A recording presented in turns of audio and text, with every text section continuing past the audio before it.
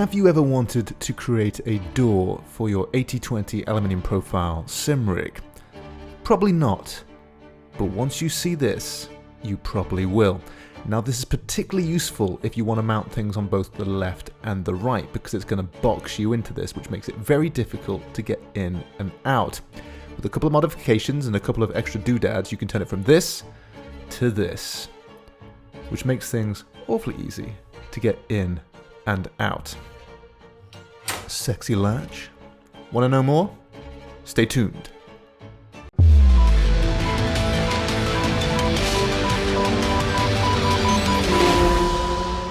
Before we start, I can guarantee this method works for both the SIMLAB P1X and the GTOmega Prime, but I would imagine that it would be a fairly similar process for most 8020 aluminium profile rigs. Now, what I've done here is you'll notice I have two side supports and a rig only includes one.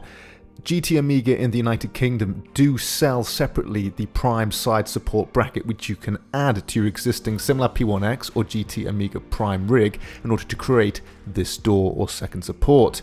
I have chosen to build a second support from the GTOmega Prime rig, which is what you can see I am dismantling here. The reason why it's so important for these two things to be compatible is that the mini T-plate that attaches the side support to the main body of the rig has to be the same thickness as the plate that attaches the main support with the steering column to the main body of the rig, and the GTOmega and the SIMLAB work perfectly together because they're essentially the same rig. And demonstrated here is the important T-plate that I was talking about. You want to leave this support in place because this is what the door is going to latch onto. Before you start this, it is important to note you are going to need to buy some extra pieces of aluminium profile. Now, you can essentially make this door as big or as small as you like, but to keep costs down, I wanted to use the existing long length of aluminium profile that was included with the GTOmega side support, and this is 580 by 80mm. What I've done here is I've bought a second one of these for the bottom part of the door, and then I've had to buy two existing smaller 350 by 40mm aluminium profile for the size of the door. As you can see here, I'm attaching these with some angle brackets. I did have a couple of these lying around. You're also going to need some T-nuts as well and the appropriate length bolts. And it's important to take stock of these before you embark on this. Now you're going to need 4 of these for the door, and then if you want to make the table, which I'll show you how to make in just a second, you're going to need an existing 4 to make it absolutely secure. So make sure you got enough, and if you haven't, buy some more. So the finished product should look something like this. Now you've got 2 smaller side supports and 2 quite heavy superior and inferior supports with 4 angle brackets. This might look like overkill, but I plan to mount a lot of stuff to the table, and the table itself is quite heavy because that's a big slab of aluminium profile. Also, you're going to make sure that it's got something to grab onto with the hinges, which we're going to install in order to make this door swing open back and forth. So all in all, very happy. For the next part of this genius idea, you want to purchase some 40 by 40 aluminium profile right-angled hinges. Now you'll notice they've got some inserts here which is going to lock these into the aluminium profile to stop them from moving around. It's important to get these exactly right because that's going to increase the stability of this entire construct. I've chosen to use 4 hinges here. As you can see, I've slotted 4 T-nuts into the side of one of these 40mm by 40mm side supports, and I've loaded them with 4. You could probably get away with 2, but I didn't want to take any chances. These were a little bit pricey, but ultimately decide what's best for you. I would recommend 4. This next bit is easy peasy. You just take your 4 hinges and line them up with the T-nuts. Make sure you've got the metal inserts in order to lock it into the aluminium profile and simply tighten them up. I like to make sure that they're equally spaced in order to equally distribute the load, and I think that's the best configuration for it. If you're going to want to install a table, of which I used a 680 by 160mm aluminium profile slab, you're going to need some angle brackets, but you're going to need to remove the tabs from one of the sides because they're not going to line up with the table sitting superiorly to the main construct.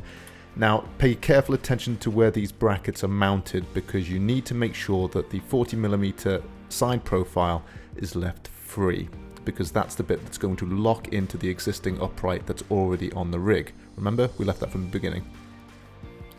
Here we have the 680 by 160mm aluminium profile slab. You can make this a little bit smaller, but I wanted a nice thick table, and pay careful attention to where I've mounted the T-nuts because that's where you're going to want it to sit nice and flush to your rig. I placed this on the ground, simply inverted the main construct and then placed it on top, and then secured the angle brackets to the thicker slab of aluminium profile, which is going to be my table. We're going to speed up this next bit so we don't fall asleep, but all I'm doing is using bolts to secure the angle brackets to the aluminium profile slab, and Once we've done that, you'll see that the pièce de résistance ready for mounting onto the main SIMLAB P1X is all complete. Nice. Now, in order to mount the angled brackets, as you can see here, you want to place 4 T-nuts in the first slot of the main upright support, and then you're going to secure this nice and securely. Now, this is going to take a little bit of fiddling to get it absolutely lined up with the upright that's right next to the seat, which we saw at the start of the video, which I'll show you in just a second. As you can see, when this shuts, it's exactly lined up so it's nice and snug. Now, you'll notice we haven't installed the latch yet. Now, it's important to get this absolutely sitting snugly before you install the latch, and this is going to take a little bit of fiddling. As you can see, I haven't quite got it bang on there at the top, so you're going to need to undo that side support with the mini T-plate and raise it up and down a little bit. I'd stick with the 4 hinges mounted where they are because it's quite a heavy construct to move, particularly if you don't have help. It does take a little bit of fiddling. There's a lot of pre-warning with this, but once you've got it done correctly, it is oh so very, very sweet, and it has improved my sim racing and sim rig experience insurmountably. As teased earlier, this is the latch, and it is absolutely incredible. I'll leave a link to this, which you can buy on AliExpress. It will take a little bit of time to come, but it is absolutely perfect for this use case. Really simple to fit. It's just 2 T-nuts, 2 bolts, straight into the side support, and because it's designed for a 40x40 construct, it will latch straight into the groove of the existing side support. So there's a side support. We've kind of tuned this a little bit better, and you'll see, ooh, that's nice. Perfect. And if we zoom right down below, latched perfectly. The extra room here is particularly useful if you're running both a racing sim and a flight sim setup. I'd like to thank Yoastzilla, who provided a lot of inspiration and support when designing this, and I'll leave some affiliate links down below to some of the products I've used if you wish to replicate it. Let me know what you think in the comments below. Will you be doing this? Do you think this is a good idea? Take it easy. Thanks for watching. Bye for now.